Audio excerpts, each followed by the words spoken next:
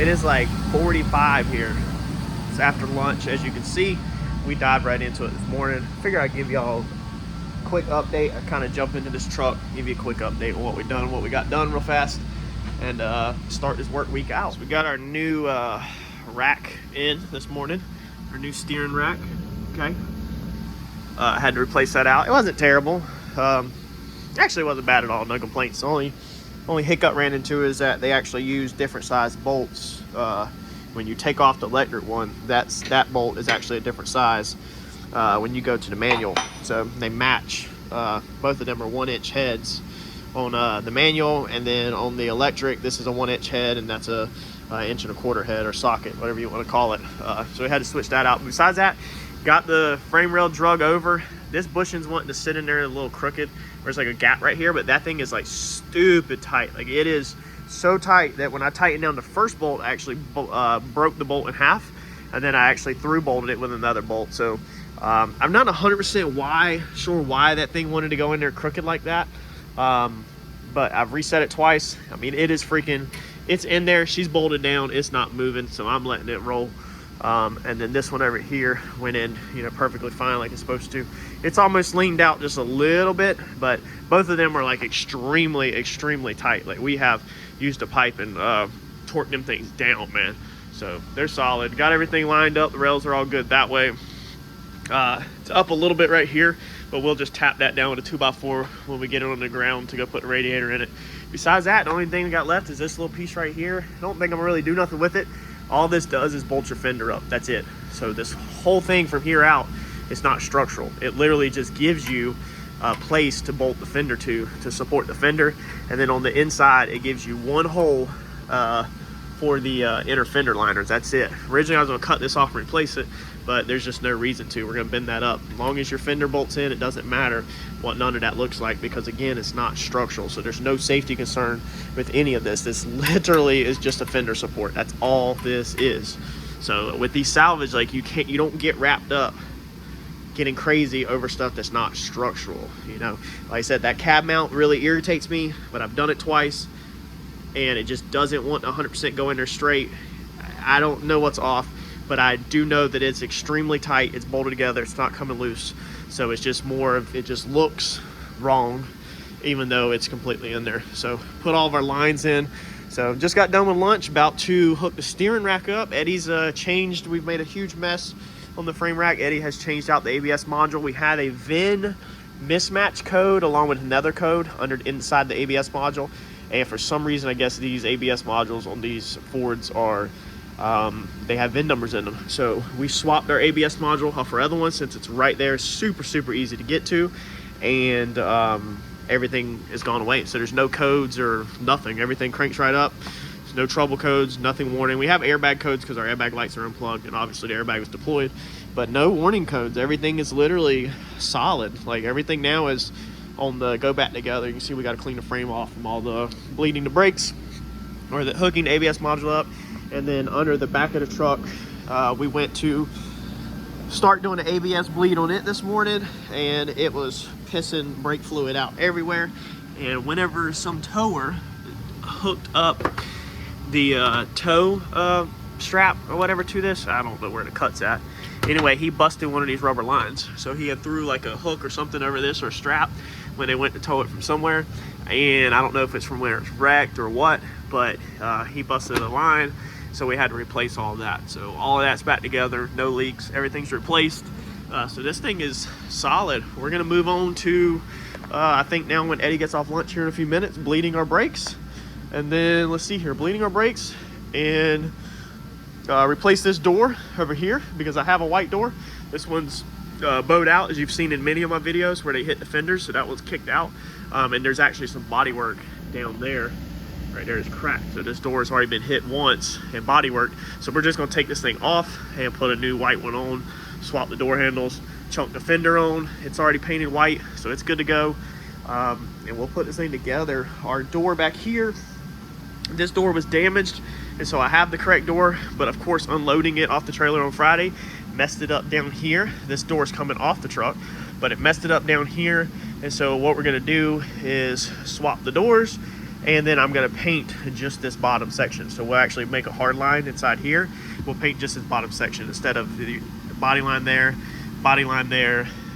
dent, you know, scratches. Instead of doing body work, and then primer out to here, you know, and then taping all the windows and all that, it makes more sense to just swap the whole door on the truck and just paint the rocker down, because we got to paint some other odds and ends too. We need to get the bumper color matched, addressed. We need to get the front bumper color matched and get all this thing back together, y'all. So moving right along. All right, so this thing is getting together. As you can see, we have got to get the back wheels on it still. This is the only fender flare we've got left, so the wife is ordering a set of 4 fender flares so we can replace this one, that one over there, and the front one. We have got, somebody had these light up emblems on here, which I actually cut all the wires because they were just mangled all in there and they were in my way, so I cut them. Unfortunately, them emblems are like $300 some, but yeah, I just cut it. So we got to get this XLT badge off. Obviously, this is not an XLT truck. Got to clean up all these scuffs and crap on this paint. Get the other matching emblem put on this fender, a temporary mirror. We don't have a power fold mirror, so this truck has a power fold mirror. So unfortunately, I'm having to eat the cost of a power fold mirror, and I'm having to eat the cost of 4 flares that were not planned for. Definitely didn't plan for doing that. You would say, well, you had the 2 off the bed. No, because this bed off of the 6.2 went on the King Ranch, so we needed 1 flare on the King Ranch, so we just went ahead and left them on the bed so we don't have to rip them off and tear the clips up. So we lost the 2 flares off of there, so we have to put 3 on here. And then this truck originally had painted bumpers, but for speed, I think we have chose to just leave the painted bumper off. So the 4x4 truck had the chrome bumpers. These have reverse sensors. This one has reverse sensors, so that bumper's in good shape. Now you can paint this bumper, obviously, you know, make it correct, but it's time, man. It's time, y'all. It's time. So this one's damaged. So and I was gonna paint or replace just this cap, and I still might. No, actually, I'm not. So I guess we're leaving chrome bumpers on, because then my front bumper also. That's what my brain's everywhere. My front bumper is chrome, so I'd have to paint it. So there's no reason to put a painted back bumper on with a chrome front one. So we'll just leave it with chrome bumper. So we're losing a little bit of the package for this truck, you know, a little bit of the color match stuff. The new mirror will have a painted cap. We've made sure to retain our painted handles, and we'll change the tailgate handle out. But it's got factory system in it, really nice floor mats in it, you know, the suede and leather. So I mean, it's a nice truck, sunroof and all that. It's just we're losing some of the exterior package features in order to save time. But everything has went back together. We've got our power steering back full. We've ran the truck up to temperature. We've got our coolant full. I mean, we've got everything. We got all of our trans lines hooked back up, the whole 9 yards. So I'm about to put a couple more bolts in the front end and pop the lights in, and then probably swap my airbag out, because my goal for today, as you can see, this is the only thing that we have on our work list for today, you know, is to try to get this truck caught up. And then I still need to get the door off the other truck and get that painted, or that bottom part painted, so we can swap this door tomorrow. And then Ed's got tail lights to put in and a tailgate handle to swap out on the tailgate. That way we don't have a black textured handle. At least we keep, you know, the color match package to the truck. So we're gonna keep getting at it. So it is freezing here this morning. Heater's running again. There's a freeze warning all the way to Wednesday here practically, even though it's supposed to get up into the 50s today. So we are gonna change these filters out this morning. I hate doing this. This is the crappiest part. Normally I don't change my exhaust out because it slows down my airflow, but I changed my intake out. But I'm about to do a couple of customer jobs, 2 little tiny customer jobs. Well, not little tiny, 2 smaller customer jobs. So I want to go ahead and change filters out. I already have these exhaust filters, so we're going to change them out on the paint booth in case anybody's interested. These are your exhaust filters. Ooh, fiberglass in my finger. Ouch. They're literally just fiberglass. So that's what exhaust filters look like. They're pretty thin. You can get nicer ones. So these are the ones that I use. These have been in there for a while. As you can tell, they are freaking disgusting and falling apart and caked up. But it's time to change them out. So these are all blowed out because when the wind comes down the stack, like we talked about in another video, on a windy day, blows the filters out. So I'm gonna get these changed out, which is gonna cover me in freaking dust and fiberglass, and then we're gonna vacuum the floor, and then we're gonna see if we can snag some intake filters from a local paint supplier today. Here's the color that we just painted that golf cart. It's like this purple black. I'll show you here in a second before I get started dropping the pearls on it. But now we're gonna drop these pearls that are just, this thing is slam full of blues, greens, purples, like everything. This thing is nuts, the amount of pearls that's in this can. I've had this can for a long time, and I've just dumped a bunch of color changing, flopping pearls in here. So this is what I use on unique, like custom jobs. So I'll show you when I walk in the booth. I'll show you what it looks like now, and then we'll drop the pearls on it. And of course, I'll show you what it looks like when it gets finished. I think this one's gonna be sick.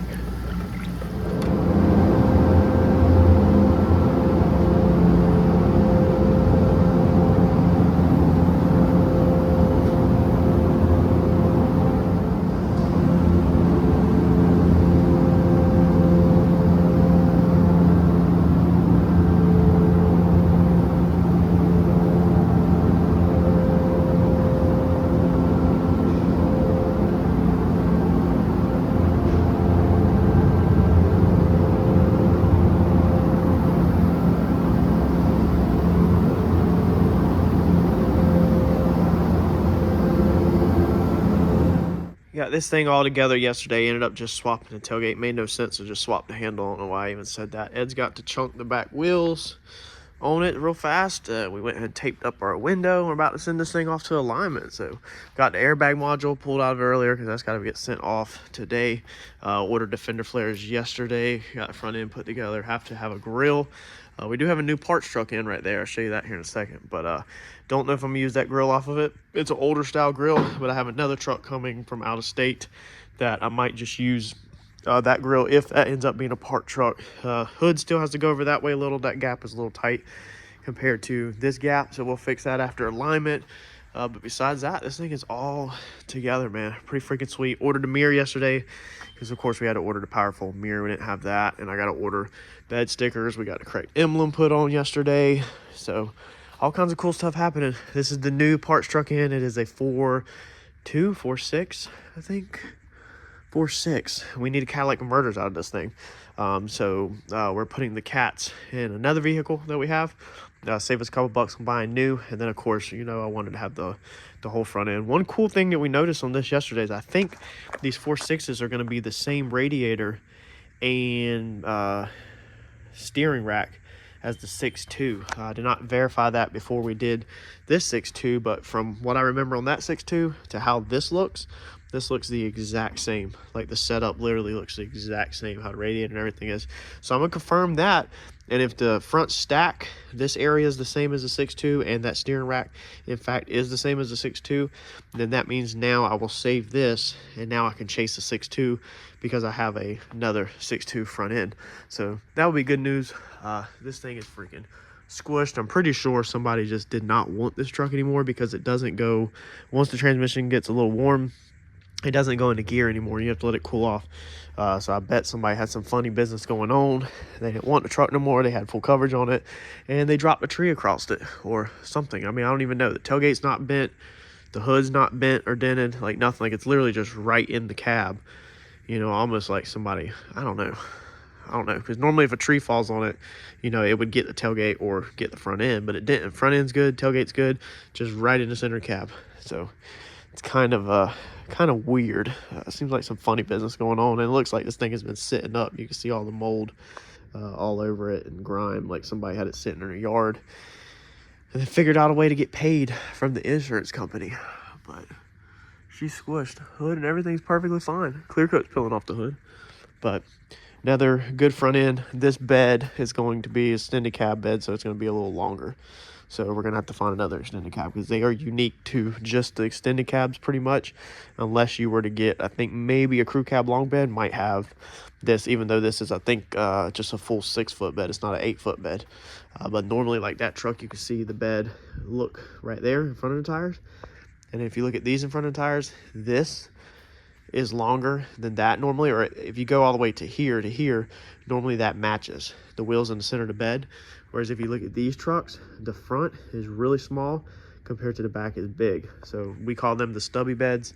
We call this a short bed, and then we call the 8 foot's a long bed. So 3 different beds for these trucks technically.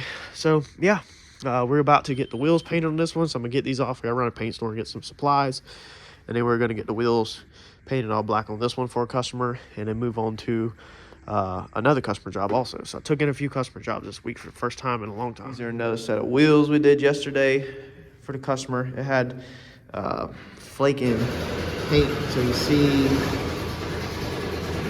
right there, you can kind of see the outline right there where the paint was flaking. So we just go over and bury it. These had a little bit more orange peel than normal if you look, but I mean, it's wheels. It's not a big a deal. It's just normally I can slick out my wheels like freaking crazy, but this one had a tremendous issue with contamination. The customer had just tire shined it felt like, and that's how these customers screw me over more than anything, is when they bring these vehicles here and had just tire shined them the week before, and it's all over the rims and everything. That purple power just does not cut that tire shine. A little piece of hair in there. It just does not get rid of it. And so then you fight the whole paint job dealing with freaking fish eyes. And this one was probably the worst contamination job of the year. And so because of that, fighting with so many products to get rid of it, that's how you end up with this orange peel look right here. So still perfectly acceptable for wheels, but it's just not my best of my best. Look at that. We changed the cats on this off our parts truck and filled them full of seafoam. This thing is rolling, son. Man, dude, when Ed goes and drives this, it is gonna be, holy crap. My goodness. Seafoam, man. Holy crap. One time we were doing this, y'all, and the neighbors literally called the fire department because they thought there was a truck on fire over here. No lie, true story. All right, y'all, come check this out. Now we're gonna do our own video on this, but I'm gonna go ahead and let y'all have a peek for the ones that watch these episodes. The other guys aren't gonna know about it. Check out what's behind me. We got a Falcon, 2-door Falcon drop top in here. We're gonna paint this whole thing. The body work's already done on it, the prep work's already done on it, so as everybody knows, I'm not taking in any customer work pretty much, but I have customer work here. So as people call me, I pick and choose what I want. I'm extremely picky right now on what I want for the bang for the buck. So if it's not an easy job with a good buck attached to it, I'm not doing it. That's pretty much it. I don't want customer work. But we're gonna do this one. Customer has completely prepped this thing out 100%. It's all sanded, it's been wet sanded, it's been primed, it's been blocked 100 times. Everything's done on it. All we have to do is tape this thing, wipe this thing down, and shoot this thing, jams and all. We're doing the deck lid, we're doing the hood, bottom sides of the deck lid, bottom sides of the hood, fenders outside only, valence piece, little hood piece, and inside the door jams. We're doing the doors on the car. So I'm gonna show y'all how we do that. So make sure you look out for these videos, make sure you're subscribed, all that good stuff. Because if you want to know how to do these, this is gonna be the ticket. We're gonna back tape it, you know, whole 9 yards. It's going white, no cut, no buff, straight out the gun. So this is a pretty good deal. We're doing this whole entire car for $3 grand, $3 grand flat. That's painting the whole thing, but I don't have to do no prep work. So it's pretty good on his end because he's having a shop spray it with actual base coat, clear coat. We're gonna use Omni 270. We'll go over all of that in actual video. But pretty decent deal on his part because it's getting professionally painted. Well, amateur, I'm not exactly professional, but it's getting painted in a paint booth, and he's not having to spend a ton, you know, so even though he's coughing up $3,000, it's better than, I guess, doing it in your garage and having a ton of trash in it, even though mine does have some trash in it. Make sure you stay on the lookout for this video. We're not doing inside the trunk. He's already did spackle paint in here, and we'll go over this car more in detail in its own videos. Look out for that.